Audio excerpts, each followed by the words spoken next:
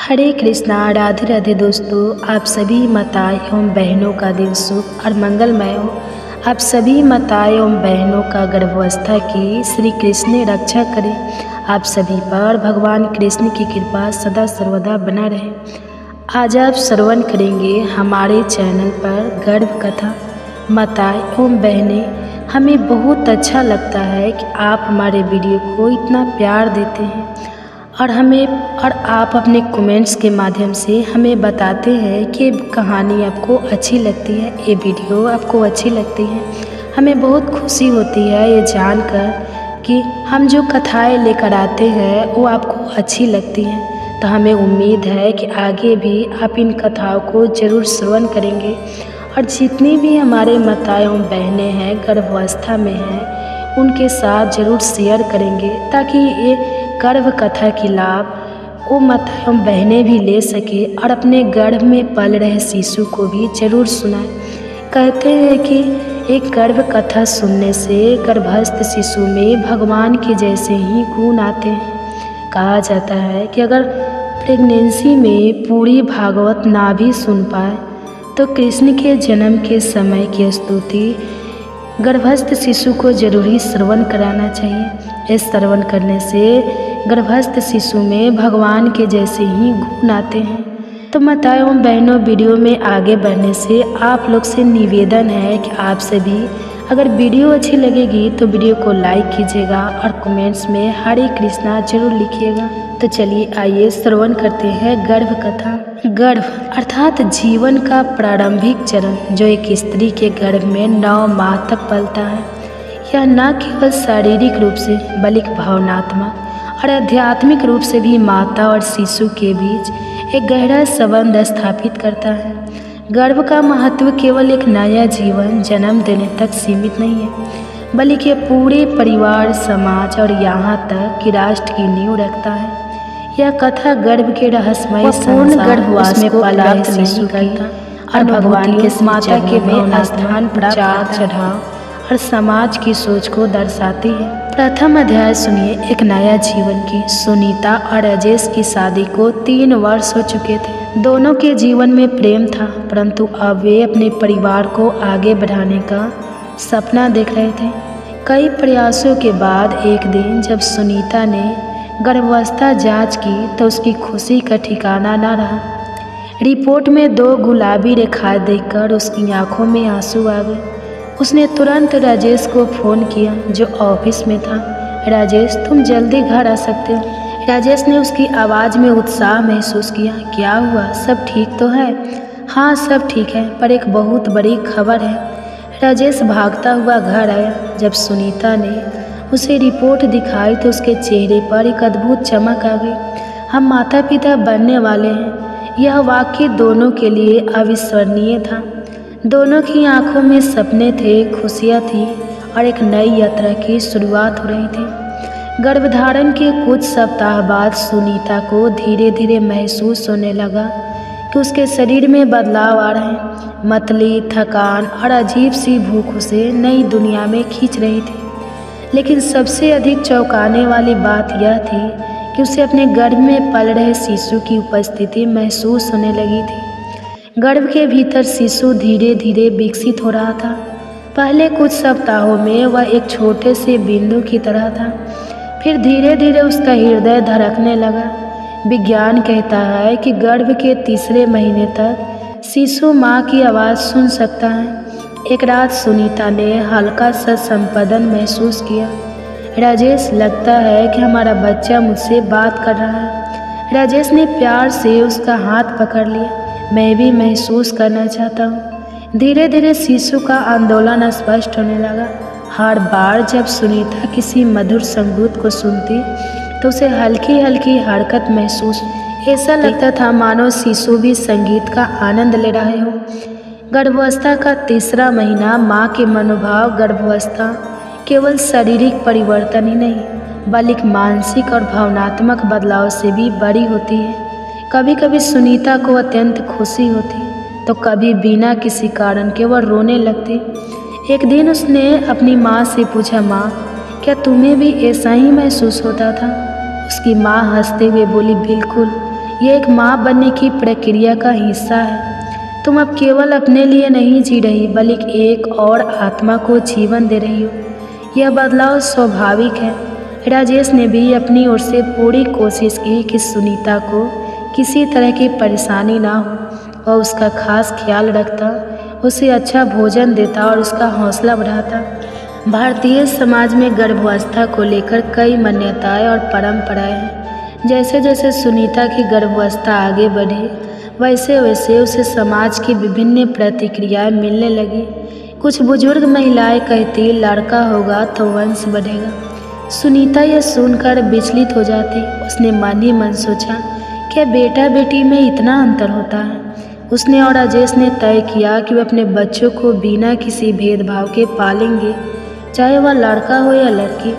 गर्भ के 7वें महीना में सुनीता ने अपने बच्चे से बात करना शुरू किया। उसे कहानियाँ सुनाती, उसके लिए प्रार्थना करती और प्यार से उसका नाम लेकर पुकारती। एक दिन जब राजेश घर आया तो उसने सुनीता को अपने पेट पर हाथ रखकर कुछ बोलते हुए पाया। तुम क्या कह रही हो? मैं हमारे बच्चे से बात कर रही हूँ। डॉक्टर ने कहा कि अब वह सब सुन सकता है। राजेश भी झुककर बोला, हेलो मेरे नन्हे परी, मैं तुम्हारा पापा हूँ, हम तुम्हारा इंतज़ार कर रहे हैं। उस पल सुनीता को एक हल्की सी लात महसूस हुई, जैसे शिशु जवाब दे रहे हैं।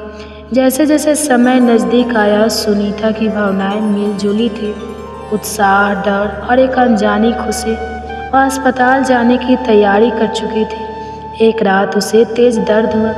राजेश, लगता है समय आ गया है।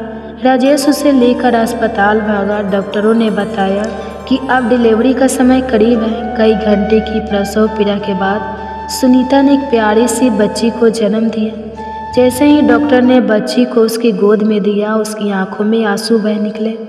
राजेश ने बच्ची को गोद में लिया और कहा, हमारी बेटी आई है। सुनीता ने जब अपनी बेटी को पहली बार गोद में लिया तो उसे अपार खुशी हुई। वह जान गई कि मृत्यु सिर्फ एक रिश्ता नहीं बल्कि एक जिम्मेदारी भी है। बच्ची को देखते हुए उसने मन ही मन कहा, तुम मेरी ताकत हो, मेरा गर्व हो, तुम्हारे साथ मैं हर मुश्किल को पार करूंगी। गर्व एक जीवन का सबसे पवित्र और अनमोल अनुभव होता है। यह न केवल शरीर में एक नया जीवन लाता है बल्कि भावनात्मक और आध्यात्मिक रूप से भी माँ को मजबूत बनाता है। यह कथा केवल सुनीता की नहीं बल्कि हर उस स्त्री की है जो माँ बनने का सुख अनुभव करती है। यह एक नया जीवन लाने की यात्रा है जो दर्द, आशा और अपार प्रेम से भरी होती है।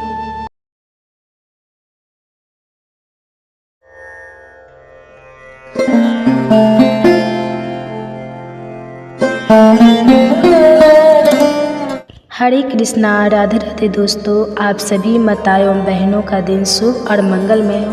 आप सभी माताओं एवं बहनों पर भगवान कृष्ण की कृपा सदा सर्वदा बना रहे। आज आप श्रवण करेंगे हमारे चैनल पर गर्भ कथा। माताओं एवं बहनों, हमें बहुत खुशी होती है कि आप हमारे वीडियो को इतना ज़्यादा प्यार देते हैं और अपनी श्रद्धा अपने कमेंट के माध्यम से हमें ज़रूर व्यक्त करते हैं। हमें उम्मीद है कि आप इसी तरह वीडियो को प्यार देंगे और अपना श्रद्धा कमेंट के माध्यम से ज़रूर हमें बताएंगे। हमें कमेंट्स के माध्यम के जरिए पता चलता है कि कथाएँ आपको अच्छी लगती हैं। तो एक कथाएँ आपको अच्छी लगेगी तो कमेंट्स के माध्यम से ज़रूर बताइएगा। हरे कृष्णा, राधे राधे ज़रूर लिखिएगा। तो आइए बड़े ही प्रसन्न चित्त मन से गर्भ कथा का रसपान करते हैं। अगर वीडियो अच्छी लगेगी तो वीडियो को लाइक कीजिएगा और कमेंट बॉक्स में हरे कृष्णा जरूर लिखिएगा। और साथ ही चैनल पे नए हैं तो चैनल को भी सब्सक्राइब करके बेल आइकन को ऑन जरूर कर लीजिए। तो आइए श्रवण करते हैं गर्भ कथा। इसके लिए माताएं एवं बहनों एक शांत अवस्था में बैठ जाएं और अपने शिशु को धीरे से बुलाएं, आओ मेरे बच्चों, आज मैं तुम्हें गर्भ कथा का रसपान करा रही हूँ। ये गर्भ कथा का श्रवण करने से कहा जाता है कि गर्भस्थ शिशु में भगवान के जैसे ही गुण आते हैं। तो आइए बड़े ही प्रसन्न चित्त मन से इस गर्भ कथा का रसपान करते हैं। वीडियो को पूरा सुनिएगा, आधा अधूरा ज्ञान अच्छा नहीं होता है। और अपने गर्भस्थ शिशु को बड़े प्यार से जरूर सुनाइएगा। आइए रसपान करते हैं। गर्भ गीता एक अद्भुत और दुर्लभ ग्रंथ है जिसमें आत्मा, कर्म, पूर्ण जन्म और मोक्ष से जुड़े पूर्ण रहस्यों का उल्लेख किया गया है। यह ग्रंथ भगवान श्री कृष्ण द्वारा अर्जुन को प्रदान किया गया दिव्य ज्ञान है जो मनुष्य को जन्म मरण के चक्र से मुक्त होने का मार्ग दिखाता है। कहा जाता है कि जो भी व्यक्ति श्रद्धा और भक्ति भाव से गर्भ गीता का अध्ययन, चिंतन और मनन करता है वह पूर्ण गर्भवास को प्राप्त नहीं करता और भगवान के श्री चरणों में स्थान प्राप्त करता है। विशेष रूप से यदि कोई गर्भवती स्त्री इस ग्रंथ का श्रवण करती है तो उसके गर्भ में पल रहे शिशु का मानसिक एवं आध्यात्मिक विकास होता है। इससे संस्कारी, बुद्धिमान एवं श्रेष्ठ संतान की प्राप्ति होती है।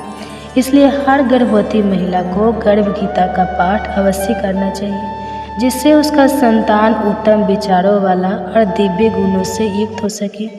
यह ग्रंथ न केवल आध्यात्मिक उत्थान का मार्ग दिखाता है बल्कि यह भी स्पष्ट करता है कि मनुष्य को अपने जीवन में कौन कौन से कर्म करना चाहिए और किन पापों से बचना चाहिए। इसमें जीवन का सार समाहित है जो हर व्यक्ति को एक सच्चे और पवित्र जीवन की ओर प्रेरित करता है। अगर आप भी ऐसे ही आध्यात्मिक और ज्ञानवर्धक विषयों पर गहरी समझ प्राप्त करना चाहते हैं तो हमारे वंदना काव्या चैनल को सब्सक्राइब करें और वीडियो को लाइक करें। अपने विचार हमें कमेंट्स में ज़रूर बताएं और इस दिव्य ज्ञान को अधिक से अधिक लोगों तक पहुंचाने के लिए इसे शेयर करना ना भूलें। भगवत गीता एक दिव्य ग्रंथ है जिसमें श्री कृष्ण की वाणी अमृत के समान प्रभावित होती है। इसके 18 अध्याय और 700 श्लोक केवल शब्द नहीं बल्कि मानवता के लिए मार्गदर्शक है जो आत्मा की गहराइयों तक स्पर्श करते हैं।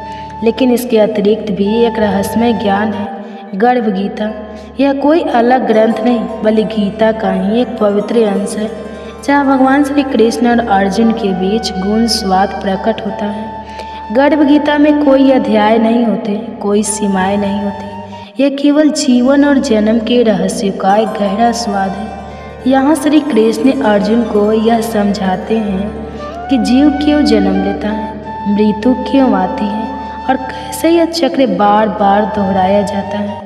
यह स्वाद केवल शब्दों का आदान प्रदान नहीं बल्कि आत्मा को झकझोर देने वाली सत्य की गर्जना है। यह हमें सोचने पर मजबूर करता है कि हम सच में जन्म और मृत्यु के इस चक्र से मुक्त हो सकते हैं। क्या कोई ऐसा मार्ग है जो हमें मोक्ष की ओर ले जाए? गर्भ गीता सिर्फ एक ग्रंथ नहीं बल्कि मानव जीवन का सबसे गहरा रहस्य खोलने वाली कुंजी है जहाँ भगवान स्वयं हमें यह सिखाते हैं कि कैसे यह जन्म और मृत्यु के इस चक्र से स्वयं को मुक्त कर सकते हैं। अर्जुन ने होकर पूछा, हे कृष्ण, यह प्राणी बार बार गर्भ में क्यों आता है? यह जन्मते ही पीड़ा क्यों सोता है?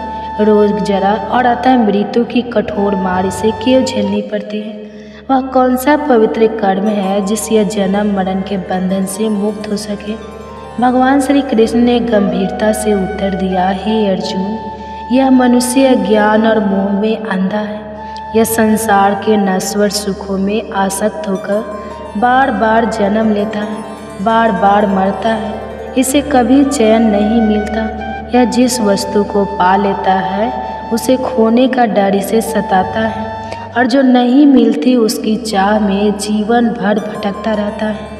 आठों पहर माया के पीछे दौड़ता है और इसी मोह के कारण यह गर्भ के दुखों को सहता रहता है। अर्जुन का हृदय और भी व्यथित हो उठा। उसने व्याकुल स्वर में कहा, हे प्रभु, यह मन तो मतवाले हाथी के समान बेलगाम है। तृष्णा कभी समाप्त नहीं होती। यह 5 इंद्रियों के विष में है और इन पर सबसे अधिक प्रभाव अहंकार का है। यह अहंकार इतना बलवान है कि मनुष्य को पतन की ओर धकेल देता है। कृपया कर बताइए इस मन को कैसे वश में किया जाए? भगवान श्री कृष्ण ने धैर्यपूर्वक कहा, हे अर्जुन, यह मन सचमुच हाथी के समान उद्दंड है। इसकी तृष्णा इसे कभी स्थिर नहीं रहने देती। यह काम, क्रोध, लोभ, मोह और अहंकार के अधीन होकर अपने ही विनाश का कारण बनता है। किंतु मैं तुम्हें एक कहानी के माध्यम से मेरे जन्म के समय की स्तुति से एक ज्ञान प्रदान करता हूँ। इसे सुनो। मथुरा का राजा कंस अपनी बहन देवकी से अत्यधिक स्नेह करता था। जब देवकी का विवाह यदुवंशी वासुदेव से हुआ तो कंस स्वयं अपनी बहन को ससुराल छोड़ने जा रहा था। तभी आकाशवाणी हुई, हे कंस, जिसे तू इतने प्रेम से विदा कर रहा है, उसी के गर्भ के जन्म 8वां पुत्र तेरा वध करेगा। यह सुनते ही कंस क्रोधित हो उठा और देवकी को मारने के लिए तलवार खींच ली। परंतु वासुदेव ने उसे समझाया, राजन, तुम व्यर्थी अपनी बहन की हत्या करोगे, मैं स्वयं तुम्हें इसके सभी संतान सौंप दूंगा। कंस ने वासुदेव की बात मान ली, परंतु उसने देवकी और वासुदेव को कारागार में डाल दिया। जब भी देवकी के गर्भ से कोई संतान जन्म लेते, कंस उसे निर्दयता से मार डालता। देवकी का 7वां गर्भ श्रीहरि की लीला से वासुदेव की दूसरी पत्नी रोहिणी के गर्भ में चला गया, जो बलराम के रूप में जन्मे। जब देवकी प्राचीन काल की बात है, मथुरा नगरी के राजा उग्रसेन के पुत्र कंस को अपनी शक्ति पर बड़ा अभिमान था और पराक्रमी था, लेकिन क्रूरता और अन्याय में आगे था। उसकी बहन देवकी अत्यंत पवित्र और धार्मिक स्त्री थी, और जब उनका विवाह यदुवंशी वासुदेव से तय हुआ तो पूरे राज्य में हर्ष की लहर दौड़ पड़ी। देवकी और वासुदेव का विवाह धूमधाम से हुआ। स्वयं कंस अपनी प्रिय बहन को ससुराल छोड़ने के लिए सारथी बना, परंतु तभी आकाशवाणी हुई, हे कंस, जिस बहन को तू इतने प्रेम से ससुराल छोड़ने जा रहा है, उसी के गर्भ से जन्मा 8वां पुत्र तेरा वध करेगा।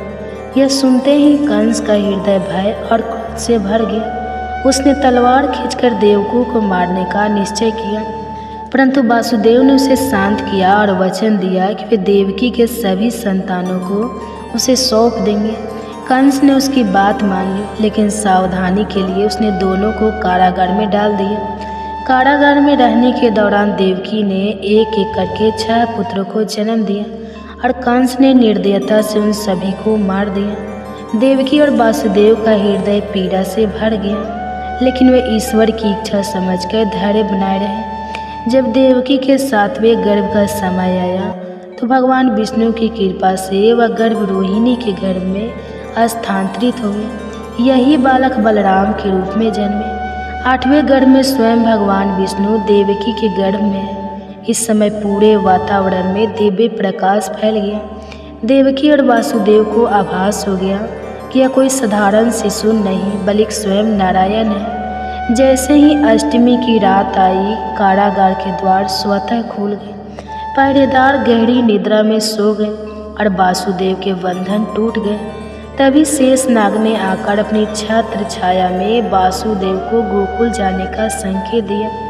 वासुदेव ने बिना विलंब किए नवजात श्री कृष्ण को टोकरी में रखा और यमुना पार करने लगे। यमुना मैया ने श्री कृष्ण के चरणों का स्पर्श करने के लिए अपनी लहरों को उठाया और जैसे ही श्री कृष्ण के चरण जल में छुए, यमुना शांत हुए। गोकुल में नंद बाबा और यशोदा को संतान प्राप्ति का सौभाग्य मिला था। वासुदेव ने श्री कृष्ण को यशोदा के पास सुलाकर उनकी नवजात कन्या को लेकर वापस लौटे। जैसे ही कंस ने उस कन्या को मारने की चेष्टा की, वह देवी योग माया के रूप में प्रकट हुई और आकाश में चली गई। कंस, तुझे मारने से तुझे कोई लाभ नहीं, तेरा संहार करने वाला तो गोकुल में पल रहा है। गोकुल में श्री कृष्ण का बचपन बड़ा आनंदमय रहा। वे अपनी बाल लीलाओं से सभी को मोहित कर देते थे। नंद बाबा और यशोदा मैया उन्हें अत्यंत प्रेम करते थे। कंस ने अपने दूतों को आदेश दिया कि गोकुल और उसके आसपास जन्मे सभी शिशुओं को मार दिया जाए। इसी क्रम में एक राक्षस पूतना गोकुल आई। उसने एक सुंदर स्त्री का रूप धारण किया और श्री कृष्ण को स्तनपान कराने लगी। लेकिन श्री कृष्ण ने केवल दूध ही नहीं बल्कि उसके प्राण भी सोख लिए। पूतना तड़प कर धरती पर गिर पड़ी और उसका विशाल राक्षसी रूप सबके सामने आ गया। श्री कृष्ण को माखन अत्यंत प्रिय था। वे अपने सखाओं के साथ मिलकर यशोदा मैया के मटकों से माखन चुराते और आनंद पूर्वक खाते। जब यशोदा मैया ने उन्हें पकड़ने की चेष्टा की तो वे नटखट बालक की तरह भाग खड़े होते। एक दिन यशोदा मैया ने बाल कृष्ण को ओखुल मुसर से बांध दिया। कृष्ण खेलते खेलते दो विशाल वृक्षों के बीच से निकल गए और जैसे ही ओखल उन पेड़ों से टकराया दोनों वृक्ष धराशायी हो गए। इन वृक्षों में यमलाजुन नामक दो देवता वास कर रहे थे जो कृष्ण के स्पर्श से मुक्त हो गए। यमुना नदी में एक विषैला नाग कालिया वास करता था। उसकी विषैली गैसों से गोकुल के जीव जंतु मर रहे थे। श्री कृष्ण ने यमुना में छलांग लगा दी और कालिया नाग के फन पर कूदने लगे। उन्होंने इतनी तेज गति से नृत्य किया कि कालिया नाग थककर निढाल हो गया। कालिया ने श्री कृष्ण से क्षमा मांगी और उन्होंने उसे यमुना छोड़कर समुद्र में जाने का आदेश दिया। कंस के आदेश पर गोकुलवासी हर वर्ष इंद्रदेव की पूजा करते थे। श्री कृष्ण ने समझाया कि वर्षा इंद्र नहीं बल्कि गोवर्धन पर्वत की पूजा से होती है। इससे क्रोधित होकर इंद्र ने मूसलाधार वर्षा शुरू कर दी। तब श्री कृष्ण ने अपनी छोटी अंगुली पर गोवर्धन पर्वत उठा लिया और 7 दिनों तक सभी गोकुलवासियों को शरण दी। अतः इंद्र को अपनी गलती का एहसास हुआ और वे श्री कृष्ण के चरणों में गिर पड़े। जब श्री कृष्ण युवा हुए तो कंस ने उन्हें मथुरा बुलाकर मारने का षड्यंत्र रचा, लेकिन श्री कृष्ण ने कुश्ती प्रतियोगिता में चनूर और मुष्टिक जैसे राक्षसों का वध किया। अंत में क्रोधित कंस के महल में घुसे और उसे पकड़कर भूमि पर पटक दिया। कंस का वध होते ही मथुरा नगरी में आनंद और हर्षोल्लास छा गया। श्री कृष्ण का जीवन केवल एवं अवतार की कथा नहीं बल्कि प्रेम, भक्ति, धर्म और न्याय का संदेश है। उनके जन्म से लेकर बाल्यकाल की लीलाएं हमें सिखाती है कि जीवन में प्रेम, धैर्य और परोपकार का कितना महत्व है। इस प्रकार श्री कृष्ण की गर्भ कथा और बाल लीलाएं युगों युगों तक भक्तों को प्रेरणा देती रहेगी। चैनल पर गर्भ कथा, इसमें आप श्रवण करेंगे। इसमें आप अपने गर्भस्थ शिशु को सुनाएंगे और आप सुनेंगे कि एक भक्त की पुकार जब चोर ने लूटा कान्हा को। एक कहानी अपने गर्भस्थ शिशु को सुनाने से शिशु में भगवान के जैसे ही गुण आते हैं। इसलिए इस कहानी को सुनने के लिए माताएं एवं बहनें एक शांत अवस्था में बैठ जाए। कोई ऐसा जगह चुने जहां बहुत ज़्यादा डिस्टर्ब ना हो और अपने दोनों हाथ कोमलता से अपने गर्भ पे रखें और अपने बच्चे को धीरे से पुकारें। आओ मेरे बच्चे, तुम्हें एक बहुत ही प्रेरणादायक कहानी सुनाने जा रही हूँ जो एक भक्त की पुकार है। तो चलिए श्रवण करते हैं गर्भ कथा। अगर कहानी अच्छी लगेगी, वीडियो अच्छी लगेगी तो वीडियो को लाइक कीजिएगा और कमेंट बॉक्स में हरे कृष्णा राधे राधे जरूर लिखिएगा। और चैनल पे नए हैं तो चैनल को साथ ही सब्सक्राइब कर लीजिएगा और बेल आइकन को ऑन कर लीजिएगा ताकि ऐसे ही वीडियो के नोटिफिकेशन आप सबके पास सबसे पहले पहुँचे। तो एक पंडित जी थे, वे रोज घर घर जाकर भागवत गीता का पाठ करते थे। एक दिन उन्हें एक चोर ने पकड़ लिया और कहा, तेरे पास जो कुछ भी है मुझे दे दो। तब पंडित जी बोले कि बेटा मेरे पास कुछ भी नहीं है, तुम एक काम करना, मैं यहीं पड़ोस के घर में जाकर भागवत गीता का पाठ करता हूँ।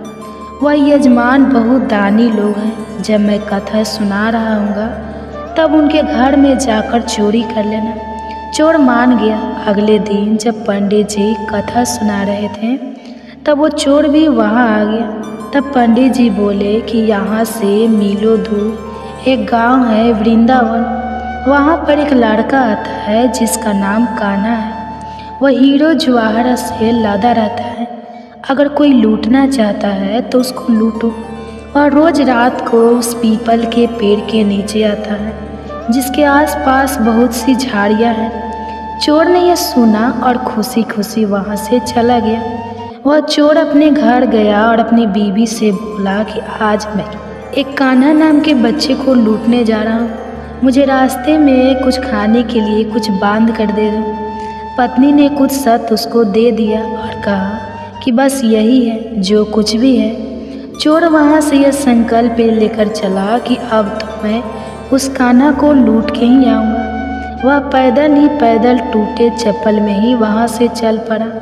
रास्ते में कान्हा का नाम लेते हुए वह अगले दिन शाम को वहाँ पहुँचा जो जगह उसे पंडित जी ने बताई थी। अब वहाँ पहुँचकर उसने सोचा कि अगर मैं यहीं सामने खड़ा हो गया तो बच्चा मुझे देखकर भाग जाएगा। तो मेरा यहाँ आना बेकार हो जाएगा। इसलिए उसने सोचा क्यों ना पास वाली झाड़ियों में ही छुप जाऊं। वह जैसे ही झाड़ियों में घुसा, झाड़ियों के कांटे उसे चुभने लगे। उस समय उसके मुंह से एक ही आवाज़ आई, कान्हा कान्हा। उसका शरीर लहू लुहान हो गया, पर मुंह से सिर्फ यही निकला, कान्हा आ जाओ, कान्हा आ जाओ। श्री कृष्ण ने अपने भक्त की ऐसी दशा देख के कान्हा जी चल पड़े। तभी रुक्मणी जी बोली कि प्रभु कहाँ जा रहे हो, उसको लूट लेगा। प्रभु बोले कि कोई बात नहीं, अपने ऐसे भक्तों के लिए तो मैं लूट जाना तो क्या मिट जाना भी पसंद करूँगा। ठाकुर जी बच्चे का रूप बना के आधी रात को वहाँ आए। वह जैसे ही पेड़ के पास पहुँचे, चोर एकदम से बाहर आ गया और उन्हें पकड़ कर बोला, ओ कान्हा, तूने मुझे बहुत दुखी किया है। अब यह चाकू देख रहा है ना, अब चुपचाप अपने सारे गहने मुझे दे दे। कान्हा जी ने हंसते हुए उसे सब कुछ दे दिया। चोर हंसी खुशी अगले दिन अपने गांव में वापस पहुँचे। सबसे पहले उसी जगह गया जहाँ पर पंडित जी कथा सुना रहे थे। जितने भी गहने वह चोरी करके लाया था, उनका आधा उसने पंडित जी के चरणों में रख दिया। जब पंडित जी ने पूछा कि यह क्या है, तब उसने कहा, आपने ही मुझे उस कान्हा का पता दिया था, मैं उसको लूट के आया हूँ और यह आपका हिस्सा है। पंडित जी ने सुना तो यकीन ही नहीं हुआ। वे बोले कि मैं इतने सालों से पंडिताई कर रहा हूँ, वो मुझे आज तक नहीं मिला। तू जैसे पापी को कान्हा कहाँ से मिल सकता है। चोर के बार बार कहने पर पंडित जी बोले कि चल मैं भी चलता हूँ तेरे साथ, वहाँ पर मुझे भी दिखा कि कान्हा कैसा दिखता है। और वह दोनों चल दिए। चोर ने पंडित जी को कहा कि आओ मेरे साथ, यहाँ पर छुप जाओ। दोनों का शरीर लहू लुहान हो गया और मुंह से बस एक ही आवाज़ निकली, कान्हा कान्हा आ जाओ। ठीक मध्य रात्रि कान्हा जी बच्चे के रूप में फिर वही आए। दोनों झाड़ियों से बाहर निकल आए। पंडित जी की आंखों में आंसू थे, वे फूट फूट के रोने लगे, चोरों के चरणों में गिर गए और बोले कि हम जिसे आज तक देखने के लिए तरसते रहे, जो आज तक लोगों को लूटता आया है, तुमने उसे ही लूट लिया। तुम धन्य हो, आज तुम्हारी वजह से मुझे कान्हा के दर्शन हुए, तुम धन्य हो। ऐसा है हमारे कान्हा का प्यार। आपने सच्चे भक्तों के लिए, जो उसे सच्चे दिल से पुकारते हैं तो भागे भागे चले आते हैं। तो प्रेम से कहिए, श्री राधे श्री राधे। मेरे तो गिरधर गोपाल, दूसरों न कोई व्यक्ति जो चाहे बन सकता है, यदि वह विश्वास के साथ इच्छित वस्तु पर लगातार चिंतन करे। मन बहुत चंचल है, जो इंसान के दिल में उथल पुथल कर देता है। जैसे वे मेरे पास आते हैं, वैसे ही मैं उन्हें ग्रहण करता हूँ। सभी पथ पार्थ मानव को मेरी ओर ले आते हैं। इंद्रियों से मिलने वाला सुख पहले तो अमृत जैसा लगता है, लेकिन अंत में यह वही के कड़वा होता है। जब ध्यान में महारत हासिल हो जाती है तो मन हवा रहित स्थान में दीपक की लौ की तरह अडिग रहता है। हे अर्जुन, तीनों लोकों में मेरे पाने के लिए कुछ भी नहीं है और ना ही कुछ ऐसा है जो मेरे पास नहीं है। मैं अभिनय करना जारी रखता हूँ, लेकिन मैं अपनी किसी ज़रूरत से प्रेरित नहीं हूँ। कर्म मुझ पर इसलिए नहीं टिकते क्योंकि मैं उनके परिणामों से जुड़ा नहीं हूँ। जो लोग इसे समझते हैं और इसका अभ्यास करते हैं, वे स्वतः में रहते हैं। ज्ञान की भेंट किसी भी भौतिक भेंट से बेहतर है, क्योंकि सब कामों का लक्ष्य आत्मिक बुद्धि है। जैसे आग की गर्मी लकड़ी को राख कर देती है, वैसे ही ज्ञान की आग सभी कर्मों को भस्म कर देती है। अपना काम हमेशा दूसरों के कल्याण को ध्यान में रखकर करें। अप्राकृतिक कर्म बहुत तनाव पैदा करता है। हर व्यक्ति का विश्वास उसकी प्रकृति के अनुसार होता है। मैं उन्हें ज्ञान देता हूँ जो सदा मुझसे जुड़े रहते हैं और जो मुझसे प्रेम करते हैं। मेरी कृपा से कोई का सभी कर्तव्यों का निर्वाह करते हुए भी बस मेरी शरण में आकर अनंत अविनाशी निवास को प्राप्त करता है।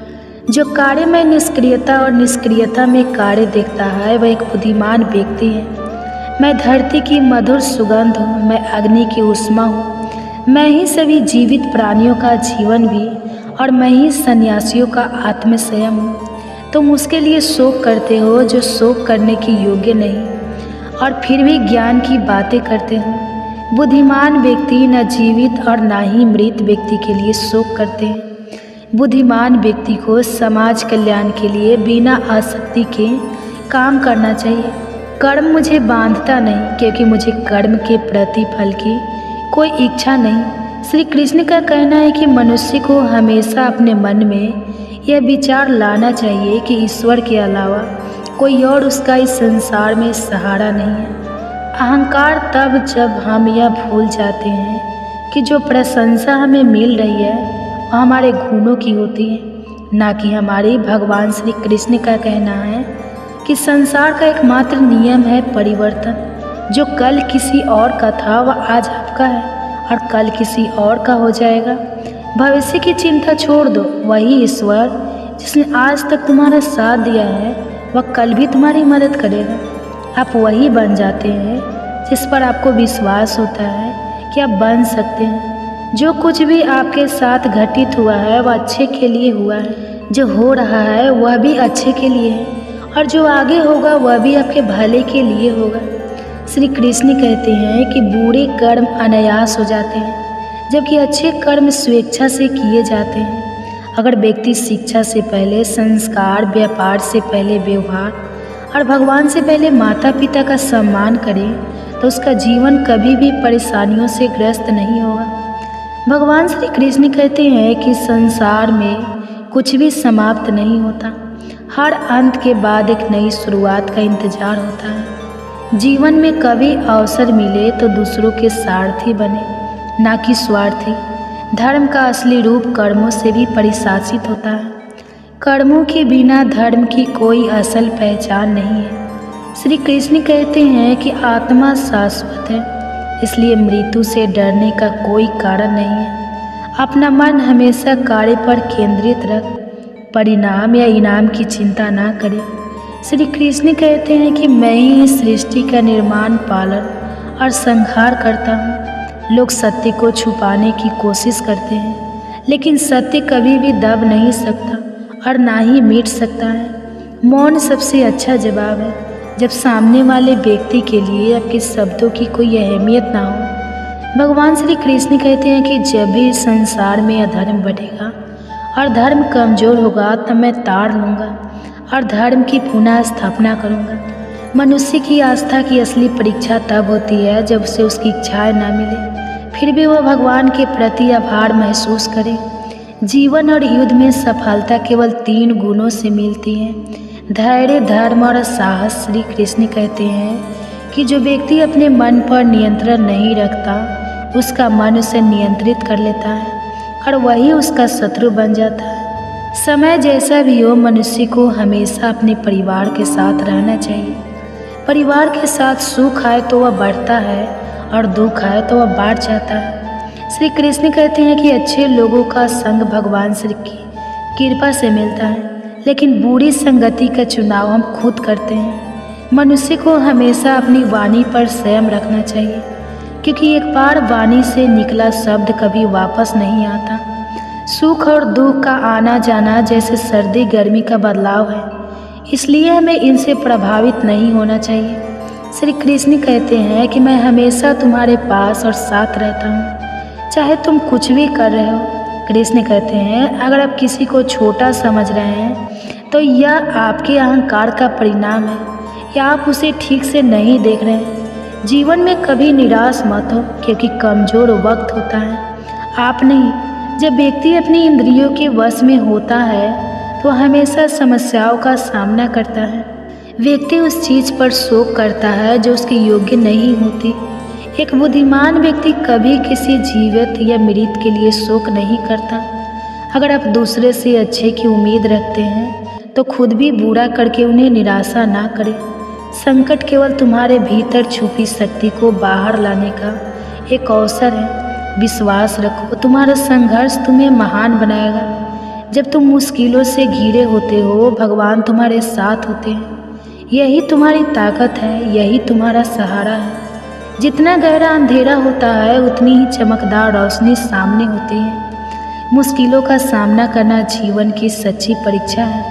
संकट की घड़ी में अपने भीतर की शक्ति को पहचानो, क्योंकि जो भीतर से मजबूत होते हैं वही बाहरी तूफानों से कभी नहीं टूटते। तुम्हारी कठिनाइयाँ तुम्हारे हौसले को परखने का माध्यम है और ये तुम्हें असाधारण रूप से मजबूत बनाएगी।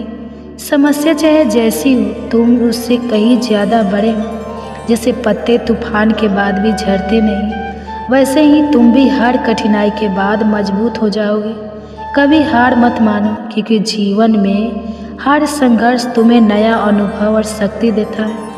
समय चाहे जैसा हो, भगवान तुम्हारे साथ है। जब तुम आत्मविश्वास से भरे होते हो तब तुम्हें कोई भी संकट नहीं डिगा सकता।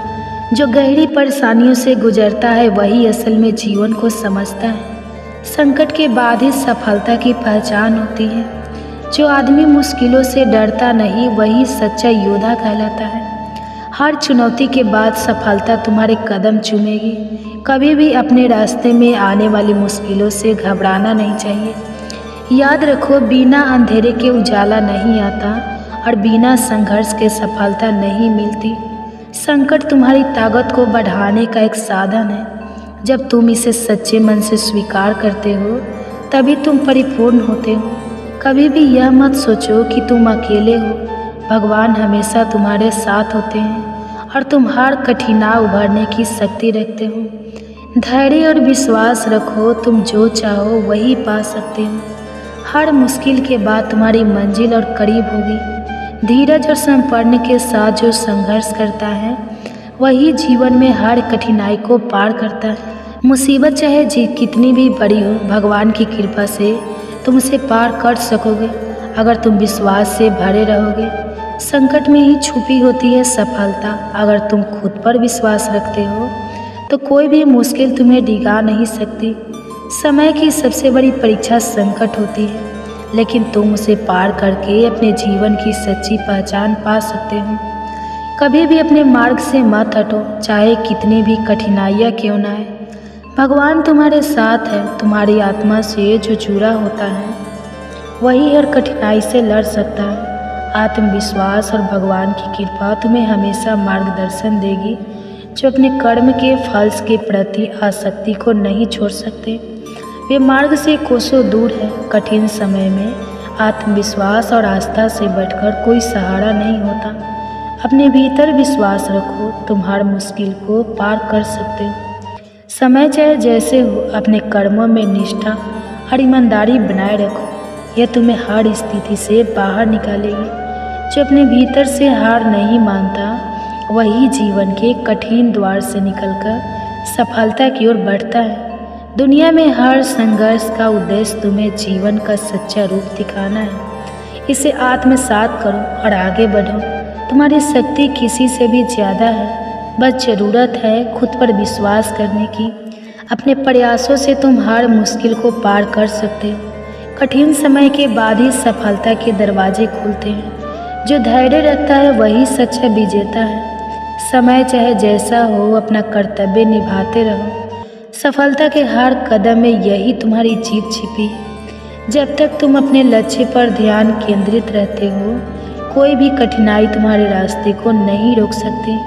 सच्ची सफलता और निर्भरता का रास्ता कठिनाइयों से होकर जाता है। इसलिए हर मुश्किल को एक अवसर समझो। जब तुम्हारा विश्वास अधिक हो तो कोई भी परेशानी तुम्हें विचलित नहीं कर सकती। तुम्हारी सबसे बड़ी ताकत तुम्हारा आत्मविश्वास है। हर मुश्किल के पीछे एक अदृश्य ताकत होती है जो तुम्हें अपने असली रूप में ढालने के लिए कार्य करती है। कभी भी अपनी ताकत का मूल्य मत आंकिए, वह तुम्हारे भीतर ही है, बस उसे पहचानने की ज़रूरत है। कठिन समय में अपने आत्मबल को पहचानो, यह तुम्हारे जीवन का सबसे बड़ा साथी है। अपने कार्यों में निष्ठा रखो और कठिन समय से डरने की बजाय उसका सामना करो, तभी तुम सच्ची सफलता पा सकते हो। मुसीबतें इसलिए आती है ताकि तुम्हारी आत्मा और भी शुद्ध हो सके। उसे स्वीकार करो और आगे बढ़ो। संकट के समय में जो खुद पर विश्वास रखता है वही सच्चा विजेता होता है। कभी मत सोचो कि तुम अकेले हो, भगवान हमेशा तुम्हारे साथ होते हैं। तुम जितने भी बड़े संघर्ष से गुजरो उतने ही ताकतवर बनोगे। सफलता उन लोगों की होती है जो कठिनाइयों को अपनाते हैं और उन्हें अवसर के रूप में बदलते हैं। जो आत्मविश्वास के साथ जीवन जीता है, उसके रास्ते में कोई भी कठिनाई और भगवान की कृपा तुम्हें हर कठिनाई से बाहर निकाल सकती